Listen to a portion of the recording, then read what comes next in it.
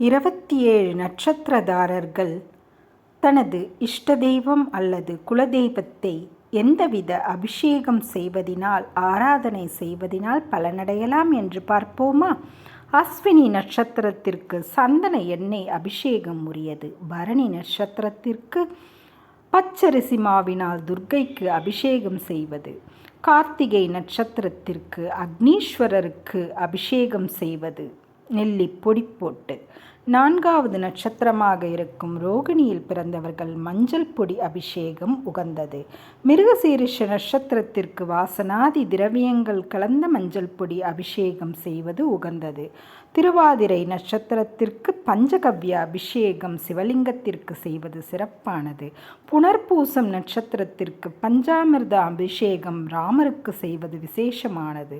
பூச நட்சத்திரதாரர் பசும்பால் அபிஷேகம் செய்வது குரு பகவானுக்கு விசேஷமானது. ஆயில்யம் நட்சத்திரதாரர்கள் பசும்பால் அபிஷேகம் ஆதிசேஷன் அல்லது நாகம்மனுக்கு செய்வது விசேஷம்.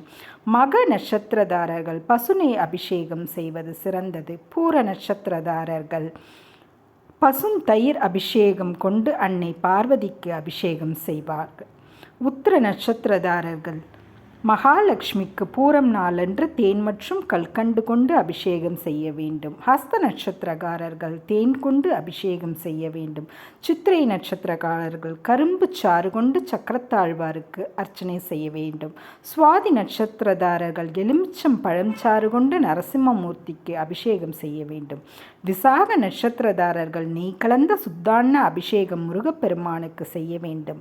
அனுஷ நட்சத்திரதாரர்கள் இளநீர் அபிஷேகம் செய்வது மிகவும் நல்லது. கேட்டை நட்சத்திரதாரர்கள் பசும்சாண விபூதி கொண்டு இந்திரலிங்கத்துக்கு அபிஷேகம் செய்ய வேண்டும். மூல நட்சத்திரதாரர்கள் ஆஞ்சநேயருக்கு சந்தன அபிஷேகம் செய்ய வேண்டும். பூராட நட்சத்திரதாரர்கள் ஜம்புகேஸ்வரருக்கு பசும்பால் அபிஷேகம் செய்ய வேண்டும். உத்ராட நட்சத்திரதாரர்கள் தாரா அபிஷேகம் செம்பு பாத்திரத்திலிருந்து லிங்கத்தின் மீது சொட்டு சொட்டாக விழுவதை செய்ய வேண்டும். திருவோணம் நட்சத்திரதாரர்கள் செம்பு பாத்திரத்தில் வைக்கப்பட்ட நீரால் அபிஷேகம் செய்ய வேண்டும். அவிட்ட நட்சத்திரதாரர்கள் அனந்த சயன பெருமாளுக்கு சங்காபிஷேகம் செய்ய வேண்டும். சதை நட்சத்திரதாரர்கள் மிருத்யுஞ்சயருக்கு பன்னீர் கொண்டு அபிஷேகம் செய்ய வேண்டும். புரட்டாதி நட்சத்திரதாரர்கள் தங்க பாத்திரத்தில் வைக்கப்பட்ட தண்ணீரால் அபிஷேகம்.